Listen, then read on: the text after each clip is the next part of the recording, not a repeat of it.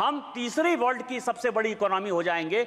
उसमें जो ये राइडर है, जिस पद पर सभापति महोदया उन्होंने बोलते हुए किस तरह से अराजकता फैलाने का काम किया, ये मैं आपको बताऊंगा। वो कहते हैं, वो क्या कहते हैं, वो महाभारत को गलत कोट करते हैं, वो रामायण को गलत कोट करते हैं, वो शिव को गलत कोट करते हैं, और उसके बाद वो कहते हैं, ये मैं बोल रहा हूं, मतलब आप ये समझिए, और वो ये कहते हैं कि हम जो है अराजकता फैलाएंगे, तुमको जो करना है करो। मैं अनुराग सिंह ठाकुर साहब ने जो उस दिन बात कही, मैं उससे कंप्लीट सहमत नहीं हूं। मैं अनुराग सिंह ठाकुर जी की तरफ से माफी मांगना चाहता हूं इस सदन में कि अनुराग सिंह ठाकुर जी ने जो उनके ऊपर आरोप लगाया जाति का, तो जाति है ही नहीं ना। आप ये समझें कि वो कहते हैं कि जो मैं हूं वो दिखता नहीं, मैं जो दिखता हूं वो मैं नहीं, तो वो साधु हैं। और इस देश में कहा गया है कि जात न पूछो साधु की, साधु का जाति नहीं पूछना है। और जब साधु का जात नहीं पूछना है तो अनुराग सिंह ठाकुर जी ने गलती कर दी कि उनसे जात पूछ लिया। लेकिन मैं आपके माध्यम से कांग्रेस पार्टी और सारे अपोजिशन से जवाब पूछना चाहता हूं कि आप ये बताइए कि इस देश में कई एक ऐसे लोग हैं जिनको की धर्म में आस्था नहीं, कई एक ऐसे लोग हैं जिनको जाति में आस्था नहीं है, वो अपना किस तरह से जातिगत जनगणना करेंगे? मैं 1952 से लेकर 1990 तक का कांग्रेस का मैनिफेस्टो लेकर आया हूं। आप यदि कहेंगे तो मैं लेकर दूंगा 1952, क्योंकि उस दिन जो वित्त मंत्री जी ने कहा कि नेहरू ने यह कह दिया, राजीव गांधी ने आलोक मेहता को यह इंटरव्यू दे दिया, तो ये तो इंडिविजुअल कह सकते हैं कि राजीव गांधी का वो अलग से विषय था, राजीव गांधी का पार्टी से कोई लेना देना नहीं था, या नेहरू जी का पार्टी से लेना देना नहीं था। लेकिन जो कांग्रेस मैनिफेस्टो, क्योंकि बार बार ये कह रहे हैं कि कई एक चीजें हमने कांग्रेस के न्याय पत्र से लिया, तो कांग्रेस के न्याय पत्र से लिया, तो ये पूरा का पूरा जो मैनिफेस्टो है 1952 से लेके 1990 तक पूरा असेसमेंट किया। इसमें आपको आश्चर्य होगा सभापति महोदया कि पूरे के पूरे मैनिफेस्टो में 52 में, 57 में, 62 में, 69 में, 71 में, 77 में, 80 में, 84 में, 89 में और 91 में, ये सभी मैनिफेस्टो में इन्होंने कहा कि हम ओबीसी रिजर्वेशन के खिलाफ। उत्तर प्रदेश में कांग्रेस ने आज तक ओबीसी को चीफ मिनिस्टर नहीं बनाया। बिहार में दरोगा राय जी को छोड़कर किसी एक को ओबीसी चीफ मिनिस्टर नहीं बनाया। और जब जब ओबीसी की बात आई, यदि दरोगा राय ने रिजर्वेशन दिया तो उसको आपने अलग किया। 77 में जब चरण सिंह रिजर्वेशन देना चाहते थे, आपने उसकी सरकार गिरा दी। आपने 89 में बीपी सिंह की सरकार गिरा के चंद्रशेखर का आपने सरकार बना दिया। और जब गुजराल साहब ओबीसी जनगणना कराना चाहते थे तो आपने 97 में उसकी सरकार करा दी। आप प्रधानमंत्री के दिए हुए पर खेल रहे हो। आज इस देश का प्रधानमंत्री पिछड़ा है, चाय वाला है, बैकवर्ड है, और यदि वो ओबीसी सुरक्षा की बात करता है और जिस दिन वो एक बार ओबीसी सरकार की बात करता है तो आप ओबीसी करते हो। इसीलिए कांग्रेस का कोई मुंह नहीं है ओबीसी के बारे में। और प्रधानमंत्री जी ने जो एजेंडा सेट किया, कृष्ण की तरह चारों तरफ आप बिलबिला रहे हो, और सारी ऑपोजिशन की पॉलिटिकल पार्टी कौरव की तरह प्रधानमंत्री के एजेंडे पर ओबीसी चिल्ला रही है। और ओबीसी का कोई कल्याण यदि होगा, यदि आप में ताकत है तो 2011 में ओबीसी रिजर्वेशन जो कराया वो क्यों नहीं इंप्लीमेंट हो पाया? यदि आप में ताकत है तो कर्नाटक में आपकी सरकार है, पिछले 2 साल से सरकार है, वहां सोशियो इकोनॉमिक रिजर्वेशन हो गया है, उसको क्यों इंप्लीमेंट करवाया? इसलिए नहीं करवाया कि इस्लाम और क्रिश्चियनिटी 2 ऐसे धर्म हैं जो जाति की बात नहीं करते हैं, और उसमें 86 जाति क्रिश्चियन की और 56 जाति मुसलमान की। उसको ओबीसी बैक दरवाजे से, पीछे के दरवाजे से आप मुसलमान और क्रिश्चियन को रिजर्वेशन देना चाहते हो ओबीसी में, इसीलिए आपकी हैसियत नहीं है और इसीलिए आप जातिगत जनगणना की बात करते हो। यदि हिम्मत है यदि हिम्मत है कांग्रेस को, राहुल गांधी को, तो कर्नाटक में वो ओबीसी रिजर्वेशन करके दिखाए तो मैं मानूं कि इस हाउस में जो आप बात करते हो उस हाउस की बात करते हो। मैं कांग्रेस का बहुत सम्मान करता हूं, गांधी फैमिली का है भी सर। यदि मान लीजिए कि भारत का बंटवारा हो गया, नेहरू जी की देन है। तिब्बत से यदि हम जूझ रहे हैं, नेहरू जी की देन है। यदि चाइना हमारे पास आ गया, नेहरू जी की देन है। आप ये समझिए, एस्मा यदि आ गया 68 में, यदि ओबीसी रिजर्वेशन के लिए सरकारी अधिकारी आंदोलन करना चाहते थे तो इसेंशियल सर्विस मेंटेनेंस एक्ट जो है आपने ले आया, इमरजेंसी आप लेके आए, ऑपरेशन ब्लू स्टार आप लेके चले आए, श्रीलंका में पीस कीपिंग फोर्स आपने भेज दिया, 2G 4G 3G सब आपने कर दिया। इसीलिए मैं आपके गांधी फैमिली का बड़ा सम्मान करता हूं। इसीलिए बजट में आपने जो बोला वो मेरे लिए बड़ा अच्छा है। आप क्या चाहते हो कि आप चंदा भी खाओ, आप उनके शादी में भी जाओ और उसके बाद गाली देते रहो, चूंकि वो डिफेंड करने वाले नहीं है। तो आप जो है ये काम करो। इस देश का कौन ऐसा पॉलिटिशियन है जो अंबानी के शादी में नहीं गया? कौन ऐसा आदमी है? इनके पार्टी के जो महासचिव है, क्या वो शादी में नहीं गई? क्या बात कर रहे हो आप? महाभारत में दूसरे प्रसंग में क्वेश्चन पूछा यक्ष ने युधिष्ठिर से। एक क्वेश्चन है कि कह पंडिता, और दूसरा है को मूर्खा, और तीसरा है कह मत्सर। मैं मूर्ख पर नहीं जाऊंगा, मैं दो ही चीज पर जाऊंगा, क्योंकि हो सकता है कि ये लोग अपने पर ले लें, लीडर ऑफ द अपोजिशन पर, कि उनको मूर्ख कह दिया। मैं उनका बड़ा सम्मान करता हूं। पंडित वो है, सभापति महोदया, पंडित वो है जो कि विद्वता की बात करता है। वो केवल और केवल डिस्टॉर्शन ऑफ फैक्ट्स, जो हमारे ये फाइल ये कहती है कि कांग्रेस पार्टी के सभी लोग सोवियत रूस से बिके हुए थे। वो पैसा लेते थे, पैसा लेकर वो जो है देश की पॉलिसी बनाते थे, देश का कैसे नुकसान हो वही काम करते थे। ये डिक्लासिफाइड फाइल कहती है। ये तीनों किताब को यदि आप देखेंगे, चाहे वो अशोक मित्रा की हो, चाहे संजय बारू की हो और नटवर सिंह की हो, ये कांग्रेस पार्टी इस देश को बदनाम करना चाहती है, बर्बाद करना चाहती है, ऐसा सिचुएशन पैदा करना चाहती है कि प्रधानमंत्री मोदी जी के खिलाफ पूरा माहौल बने, इस देश के खिलाफ पूरा माहौल बने, लेकिन वो हम होने नहीं देंगे। ये देश के तीसरे बार प्रधानमंत्री बनने वाले दूसरे लोग हैं। माननीय सदस्य श्री निशिकांत दुबे जी। हाँ जी, थैंक यू सर। कोई धन्यवाद सभापति महोदया। मैं माननीय प्रधानमंत्री जी और माननीय वित्त मंत्री के इतने ऐतिहासिक बजट के धन्यवाद प्रस्ताव पर बात करने के लिए खड़ा हूँ। आज 6 अगस्त है। स्पीकर साहब ने हिरोशिमा और नागासाकी के शहीदों को जो है श्रद्धांजलि दी, और दूसरी श्रद्धांजलि मैडम सुषमा स्वराज जी को है, जिनकी आज पुण्यतिथि। और जब मैं पहली बार यहाँ सांसद बनकर आया तो लीडर ऑफ द अपोजिशन के नाते उन्होंने हमारे जैसे लोगों को बढ़ाने का काम किया, और उसी कारण से आज मैं पार्टी के आदेश के अनुसार प्रधानमंत्री जी के कारण इस फाइनेंस बिल पर चर्चा करने के लिए खड़ा हुआ। मैं सोचता था कि कांग्रेस के जो स्पोक्स पर्सन हैं या जो वक्तव्य देने वाले हैं,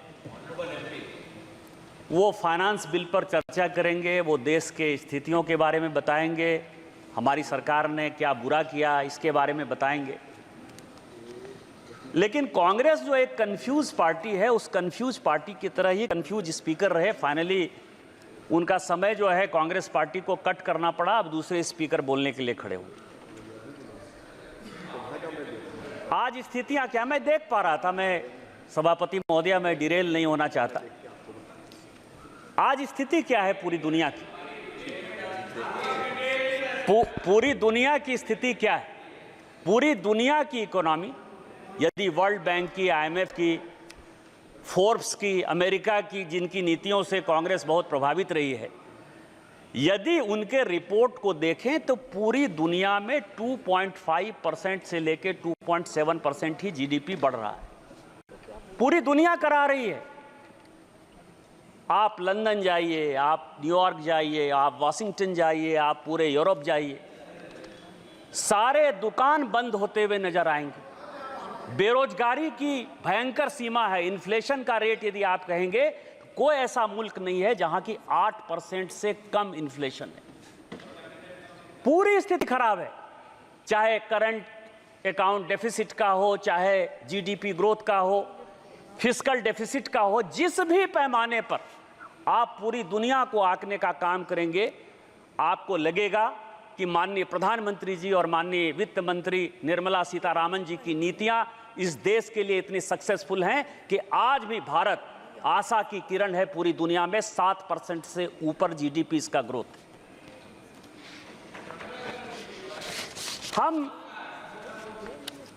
हम धर्म को मानने वाले लोग हैं। सभापति महोदया, जावेद साहब बोल रहे हैं, और जो धर्म कहता है उसी के आधार पर हम चलते हैं। हमारे धर्म में एक बड़ी अच्छा जो है श्लोक है कि कलातीत कल्याण कल्पांतकारी सदा सच्चिदानंद राता पुरारी। भगवान जो है वो सभी कालों में, सभी भगवान में, सभी गरीबों में एक ऐसी ऊर्जा का संचरण करते हैं जिसके कारण कि दुनिया में गरीब कैसे खत्म होंगे, भारत में गरीब कैसे खत्म होंगे, उनको अमीर कैसे बनाया जाएगा, इसी पॉलिसी के आधार पर भारत सरकार चलती है। इसी पॉलिसी के आधार पर माननीय मोदी जी के नेतृत्व में हमारी सरकार चल रही है।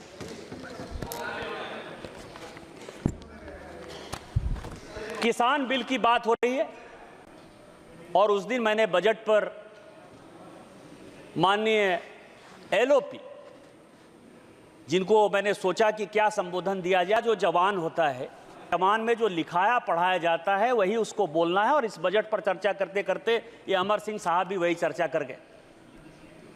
शिकारी आएगा, जाल बिछाएगा, आप उसमें पढ़ना नहीं। सर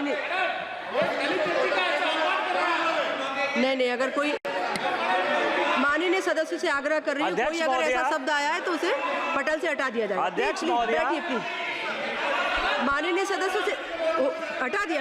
अध्यक्ष महोदया, ये सुग्गे की जवान कैसे है, मैं ये बता रहा हूं।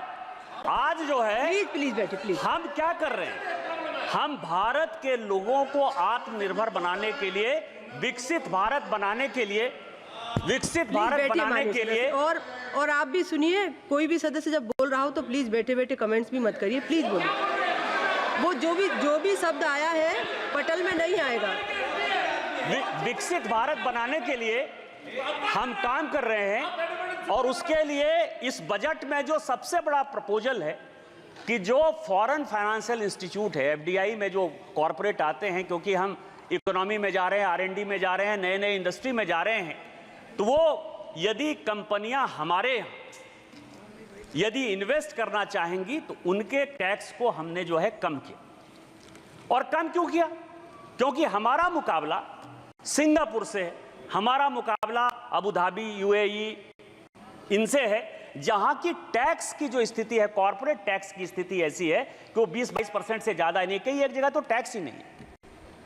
और उस इंडस्ट्री को जब बैठना है, जब बैठकर आएंगे, इंडस्ट्री आएगी, तो यहाँ के बच्चों को रोजगार मिलेगा, डेवलपमेंट होगा, मेक इन इंडिया में जाएगा।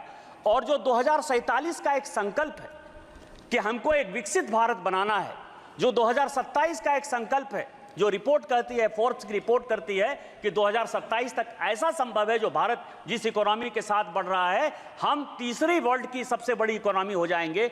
उसमें जो ये राइडर है, जिस पद पर सभापति महोदया उन्होंने बोलते हुए किस तरह से अराजकता फैलाने का काम किया, ये मैं आपको बताऊंगा। वो कहते हैं, वो क्या कहते हैं, वो महाभारत को गलत कोट करते हैं, वो रामायण को गलत कोट करते हैं, वो शिव को गलत कोट करते हैं, और उसके बाद वो कहते हैं, ये मैं बोल रहा हूं, मतलब आप ये समझिए, और वो ये कहते हैं कि हम जो है अराजकता फैलाएंगे, तुमको जो करना है करो। मैं अनुराग सिंह ठाकुर साहब ने जो उस दिन बात कही, मैं उससे कंप्लीट सहमत नहीं हूं। मैं अनुराग सिंह ठाकुर जी की तरफ से माफी मांगना चाहता हूं इस सदन में। लेकिन क्यों? इसीलिए कि अनुराग सिंह ठाकुर जी ने जो उनके ऊपर आरोप लगाया जाति का, तो जाति है ही नहीं ना।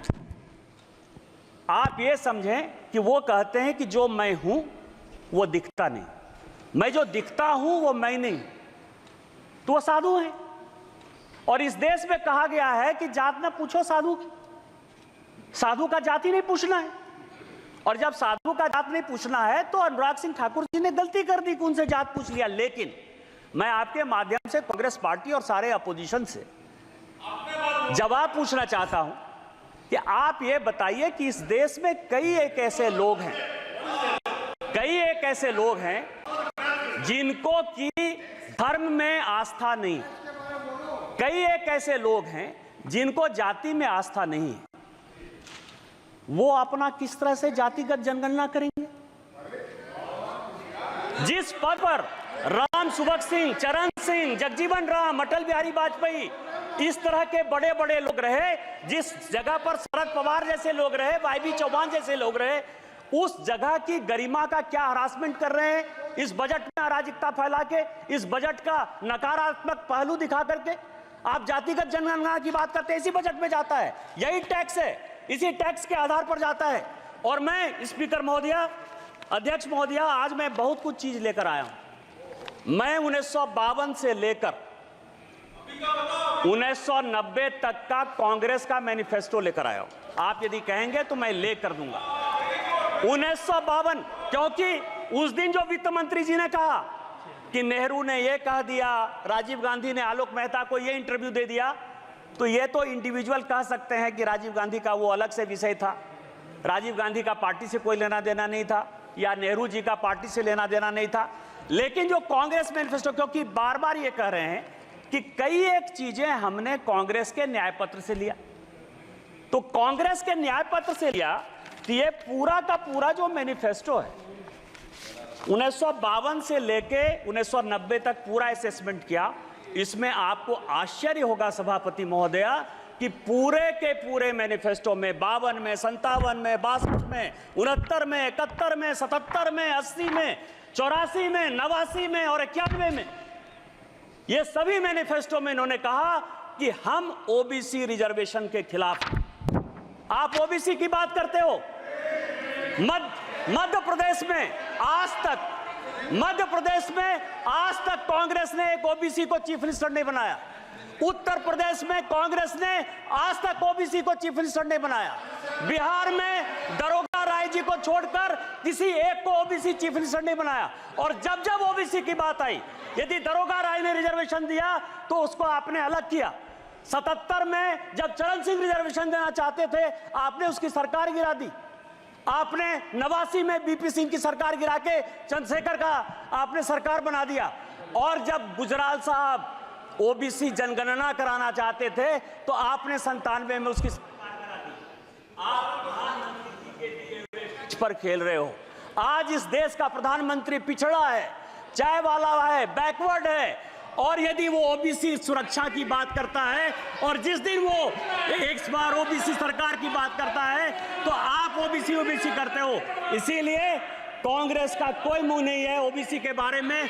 और प्रधानमंत्री जी ने जो एजेंडा सेट किया, कृष्ण की तरह चारों तरफ आप बिलबिला रहे हो और सारी ऑपोजिशन की पॉलिटिकल पार्टी कौरव की तरह प्रधानमंत्री के एजेंडे पर ओबीसी चिल्ला रही है। और ओबीसी का कोई कल्याण यदि होगा, यदि आप में ताकत है तो 2011 में ओबीसी रिजर्वेशन जो कराया वो क्यों नहीं इंप्लीमेंट हो पाया? यदि आप में ताकत है तो कर्नाटक में आपकी सरकार है, पिछले 2 साल से सरकार है, वहां सोशियो इकोनॉमिक रिजर्वेशन हो गया है, उसको क्यों इंप्लीमेंट करवाया? इसलिए नहीं करवाया कि इस्लाम और क्रिश्चियनिटी 2 ऐसे धर्म हैं जो जाति की बात नहीं करते हैं, और उसमें 86 जाति क्रिश्चियन की और 56 जाति मुसलमान की। उसको ओबीसी बैक दरवाजे से, पीछे के दरवाजे से आप मुसलमान और क्रिश्चियन को रिजर्वेशन देना चाहते हो ओबीसी में, इसीलिए आपकी हैसियत नहीं है और इसीलिए आप जातिगत जनगणना की बात करते हो। यदि हिम्मत है कांग्रेस को, राहुल गांधी को, तो कर्नाटक में वो ओबीसी रिजर्वेशन करके दिखाए तो मैं मानूं कि इस हाउस में जो आप बात करते हो उस हाउस की बात करते हो।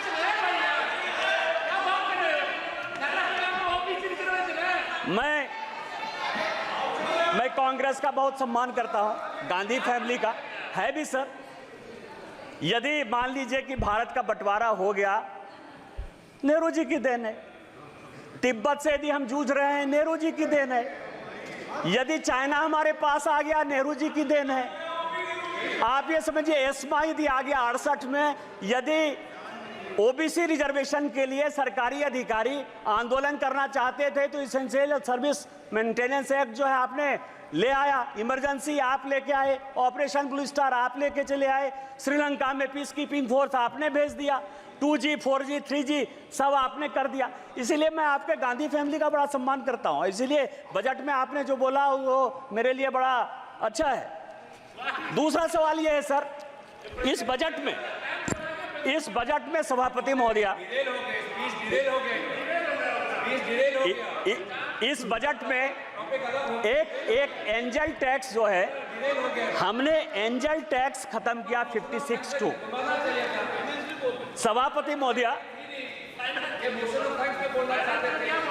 ये सभापति महोदया 2012 में एंजल टैक्स लगाया 56(2) 2012 में, और उसका कारण था कि आप समझें कि वित्त मंत्री के ऑफिस और घर में बगिंग हो रहा था, बगिंग हो रहा था वित्त मंत्री के ऑफिस में, माने नहीं सकते बजट पर चर्चा करिए। और इस चक्कर में ज्यादा बढ़िया बनने के चक्कर में, जितना बढ़िया बनने के चक्कर में उन्होंने एंजल टैक्स लगा दिया।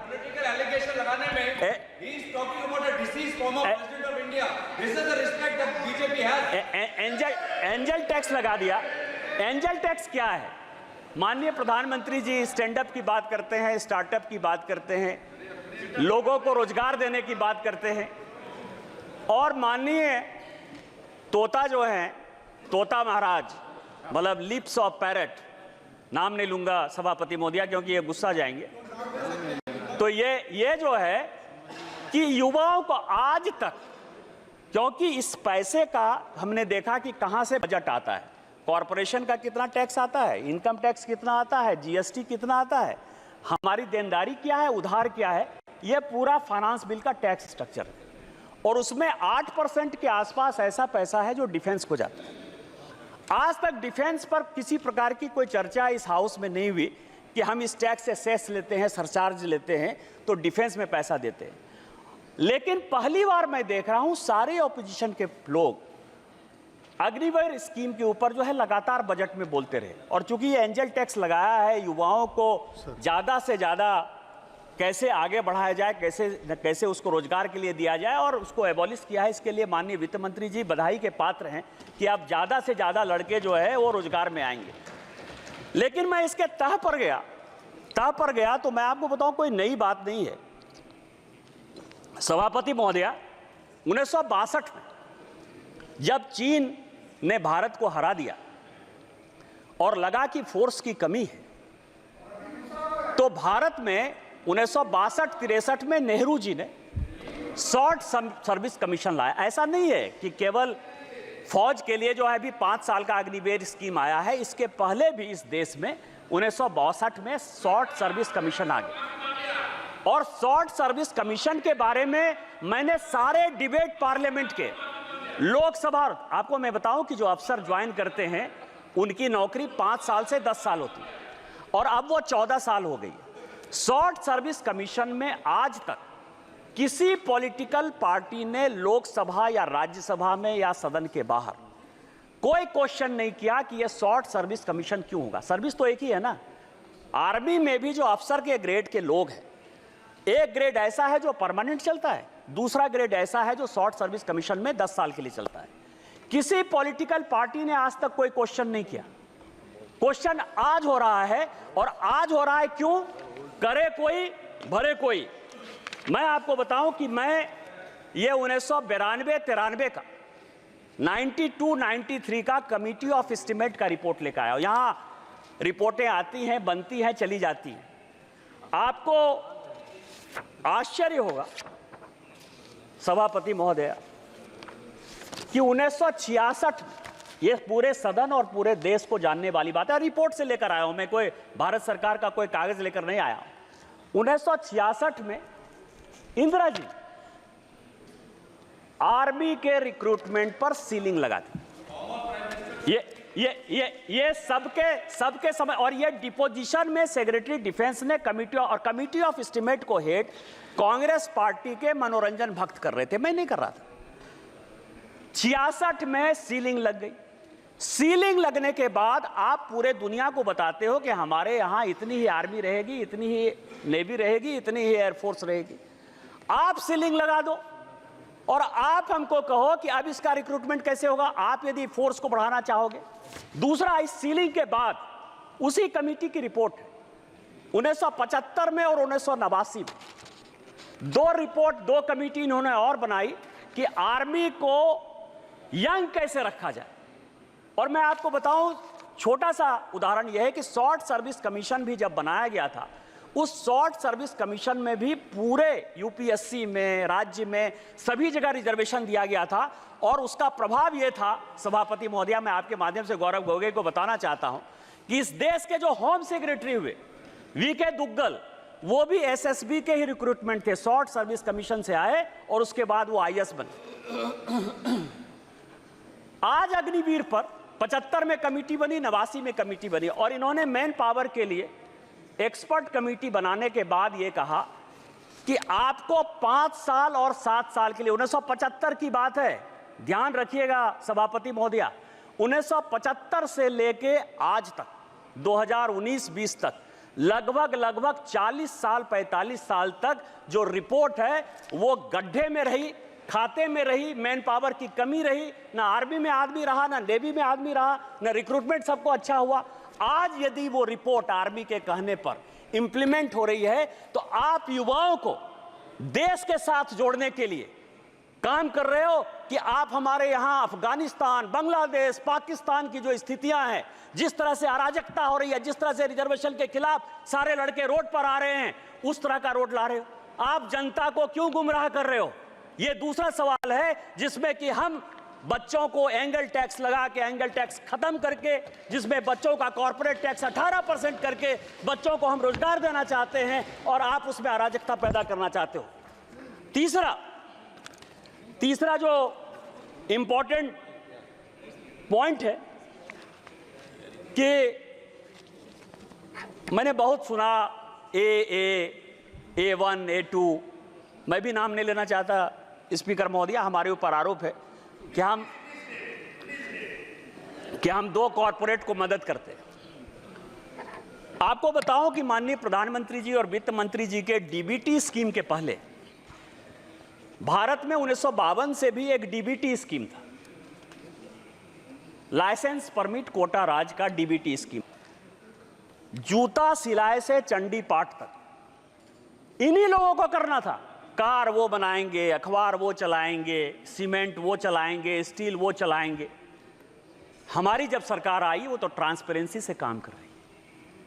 और ये जो कॉर्पोरेट है, मैं आपको ये बताऊं कि इस टैक्स का, ये जो 32 लाख 33 लाख करोड़ टैक्स आता है, इस टैक्स में ये जो 500 कंपनी जिसको ये गाली देने की बात करते हैं, क्योंकि भारत में सबका साथ, सबका विश्वास, सबका प्रयास, इसके आधार पर जब ये सरकार चलती है, तो आपके लिए बिजनेसमैन, आप रोटी खाने जाओ बहुत बढ़िया है, शादी में जाओ बहुत बढ़िया है, उनसे गिफ्ट लो बहुत बढ़िया है, उनके चुनाव में, आपको चुनाव में पैसा दे बहुत बढ़िया है। लेकिन जब गाली देने की बात, ऐसा मैंने तो निकृष्ट विपक्ष ही नहीं देखा कभी सभापति महोदया, कि जो लेते भी हैं, खाते भी हैं और गाली भी देते हैं।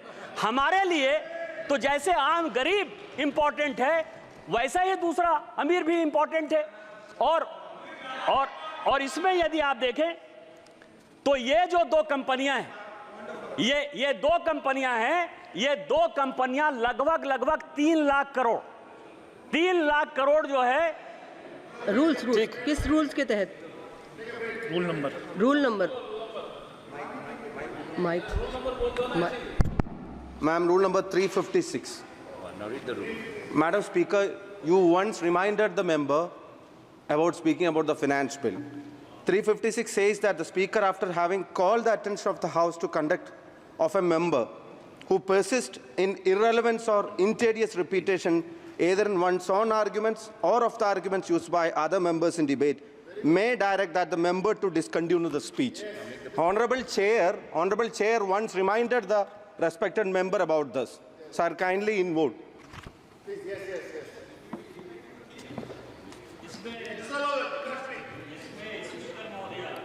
रिपीटेशन मैं एंजल टैक्स की बात कर रहा हूं, मैं कॉर्पोरेट टैक्स की बात कर रहा हूं। एंजल टैक्स और कॉर्पोरेट टैक्स को कैसे आप डिरेल कर रहे हो? मैं ये कह रहा हूं कि जिस डबल ए कंपनी को आप कह रहे हो वो 4 लाख करोड़ रुपया इस देश के किट्टी में दे रही है, जिसके कारण ये देश चल रहा है। आप क्या चाहते हो? कंपनी बंद हो जाए? आप क्या चाहते हो? बैंकों ने जो लाखों लाख करोड़ के जो है आपकी तरह जो फोनो बैंकिंग में वो बैंक बंद हो जाए? आप क्या चाहते हो कि आप चंदा भी खाओ, आप उनके शादी में भी जाओ और उसके बाद गाली देते रहो चूंकि वो डिफेंड करने वाले नहीं है? तो आप जो है ये काम करो। इस देश का कौन ऐसा पॉलिटिशियन है जो अंबानी के शादी में नहीं गया? कौन ऐसा आदमी है? इनके पार्टी के जो महासचिव है क्या वो शादी में नहीं गई? क्या बात कर रहे हो आप?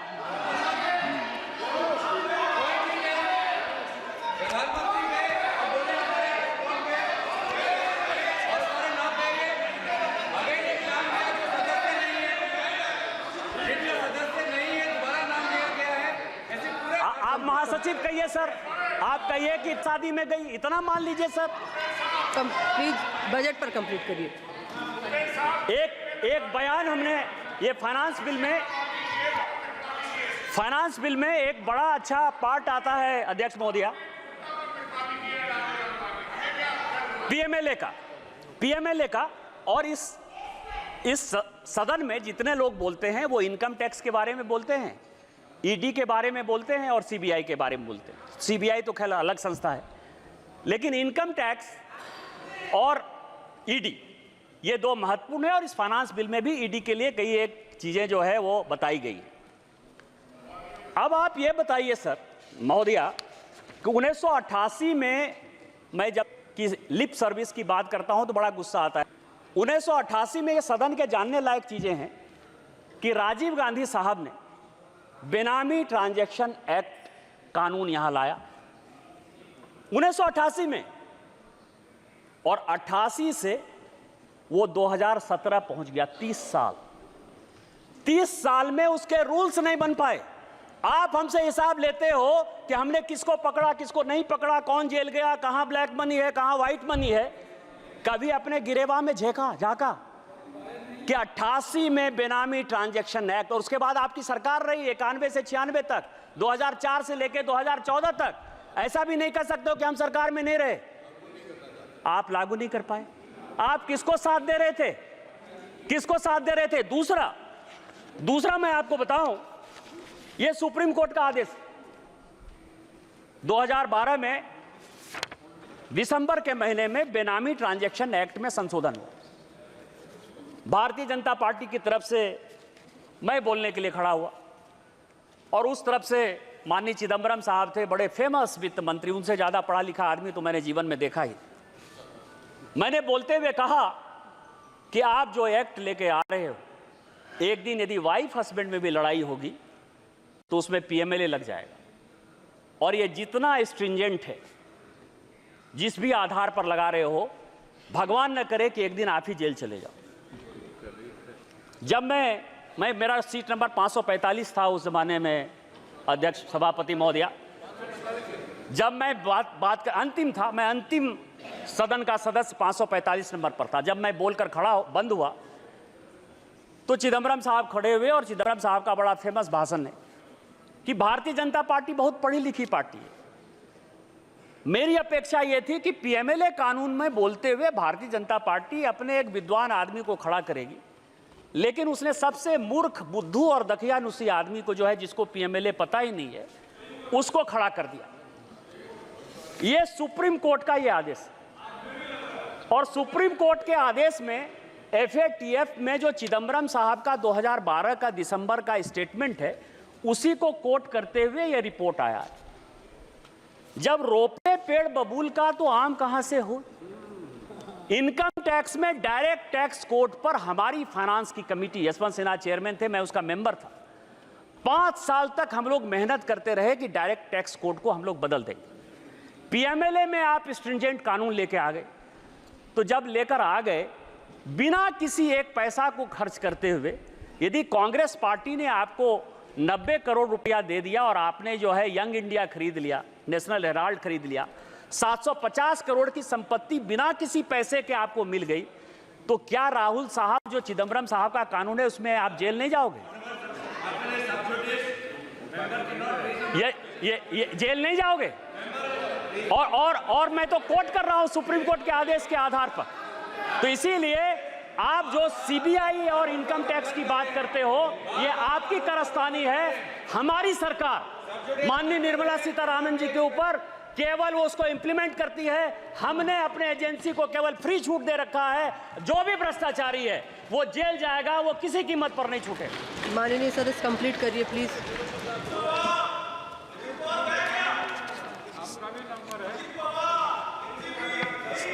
सभापति